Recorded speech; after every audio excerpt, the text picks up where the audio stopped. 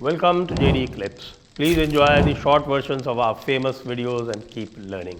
And don't forget to subscribe. Hard wired destruction होती है और जिसके लिए सिविलाइजेशन में जो रिसोर्सेज हैं, जो सटल रिसोर्सेज यदि ना हो तो डिस्ट्रक्शन को रोका नहीं जा सकता। और इसके बारे में एक बड़ी अच्छी कहानी है पुराणों में कि एक दैत्य जिसका नाम भस्मासुर है, उसको वरदान जी। मिलता है कि जिसके सिर पर भी वो अपना हाथ रखे वो भस्म हो जाएगा। तो पूरे विश्व में त्राही त्राही हुई। तो फिर लोग विष्णु जी के पास गए।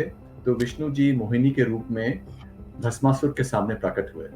तो मोहिनी ने नृत्य करना शुरू किया और उसमें भस्मासुर को नकल करनी थी जो मोहिनी कर रही थी। तो मोहिनी ने अपना हाथ अपने सिर पे रखा और भस्मासुर क्योंकि अपने नृत्य में इतना लीन था, उसने भी अपना ही हाथ अपने सिर पे रखा और नष्ट हो गया।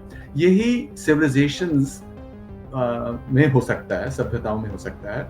और ये हमें देखना है कि किस प्रकार से चीन के सामने क्या विडंबनाएं हैं और बहुत ही गंभीर विडंबनाएं राइट एक इस समय है। एक तो जनसांख्यिक कि चीन में हर वर्ष 1 करोड़ की आबादी घट रही है। इस समय यदि चीन की जनसंख्या 140 करोड़ है, अगले 70-80 साल में ये घट के 50 या 60 करोड़ तक घट जाएगी। और इसका एक तो सामाजिक प्रभाव है और वो प्रभाव ये होगा कि हर एक जो युवा चीनी है उसको 2 वृद्ध चीनियों को सपोर्ट करना होगा पेंशन के द्वारा और बैंकिंग के द्वारा और जो अन्य इंस्टीट्यूशंस होती हैं समाज में उनके द्वारा, जो कि बहुत ही कठिन है। और जो तीसरा है वो मानसिकता है, और वो मानसिकता है जो मिडिल किंगडम कॉम्प्लेक्स है चीन में, और जिसके कारण पहले भी आज से 200 साल पहले या 150 साल पहले यूरोपीय देशों ने जब चीन को कॉन्कर किया, चीन पे विजय पाई, वो इस मिडिल किंगडम कॉम्प्लेक्स के कारण हुआ था। और तो हम इस पे भी बात कर सकते हैं, वो कॉम्प्लेक्स क्या है और वो इतना गहरा क्यों है। क्योंकि ये जो चीन का जो स्वभाव है वो चीन में 2500 साल पहले एक ऋषि समान व्यक्ति था जिसका नाम कन्फ्यूशियस है, और उसके विचार अभी तक चीन की सभ्यता में बिल्कुल सेंट्रल है। जो चीन की सभ्यता है वो कन्फ्यूशन ने जो लिखा कि किस प्रकार से राज्य होना चाहिए, किस प्रकार से परिवार होना चाहिए, किस प्रकार से रिश्ते होने चाहिए समाज में और घर में, तो वो अभी तक चीनी लोग उनका अनुसरण कर रहे हैं। और कन्फ्यूशियस ने कहा सबसे पहले जो सारी प्रजा है उसे जो राजा है उसकी बात माननी है। फिर घर में जो पति है पत्नी को उसकी बात माननी है, जो बच्चे हैं उन्हें अपने पिता की बात माननी है, जो छोटा भाई है उसने बड़े भाई की बात माननी है। और केवल तो अर्थात ये सब इक्वल सिमेट्रिक नहीं है, और ये अच्छी बात है, मैं ये नहीं कह रहा हूँ कि इनकी मैं आलोचना नहीं कर रहा। और केवल जो सिमेट्रिक चीज होती है वो मित्र और मित्र में हो सकती है। इसको छोड़ के जो सारी रिलेशनशिप्स चीन के समाज में हैं वो हायरार्किकल है, और जो चीनी माइंड है इसलिए वो कलेक्टिव माइंड है, और इसलिए वो बिल्कुल तैयार है कि किस प्रकार से उसको ढाला जाए।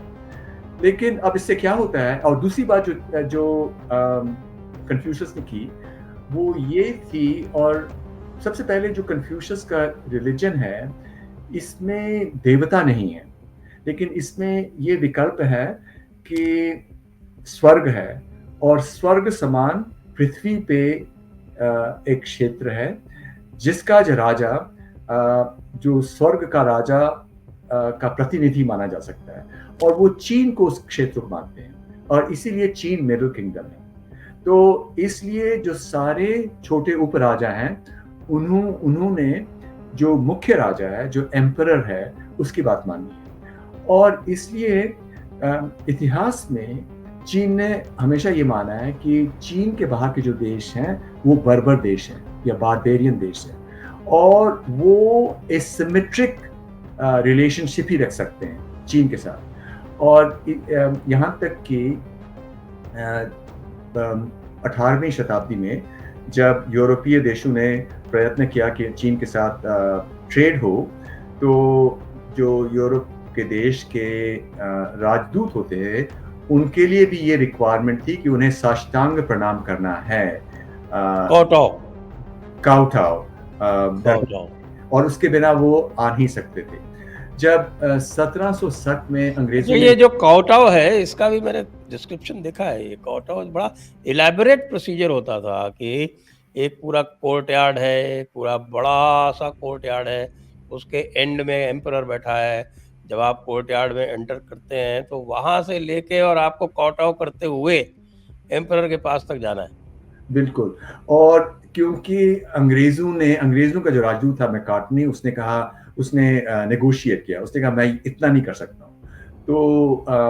तो जो दरबार था उन्होंने कहा ठीक है तो आप झुक जाइए, लेकिन और उसने फिर बात की, अपनी बात सुनाई एम्परर को। और जो ये एम्परर था वो चिंग डायनेस्टी का था। और ये बात भी बहुत रोचक है कि चीन पे अधिकतर काल में विदेशियों ने राज किया है। जैसे 1644 से 1911 तक जो डायनेस्टी थी उसको चिंग डायनेस्टी कहते हैं, वो भी विदेशी डायनेस्टी थी, वो मंचूरिया की थी। और उससे पहले मंगोल थे, जैसे कुबलाई खान, और उसके जो डिसेंडेंट्स थे वो भी विदेशी थी। और उससे पहले भी कई विदेशी डायनेस्टीज हुई। लेकिन भारत के विपरीत, अब जैसे भारत में जो भी विदेशी डायनेस्टीज है जिन्होंने राज्य किया, हम उन्हीं के बारे में इतिहास में बात करते हैं, बच्चों को केवल उन्हीं के बारे में बताते हैं।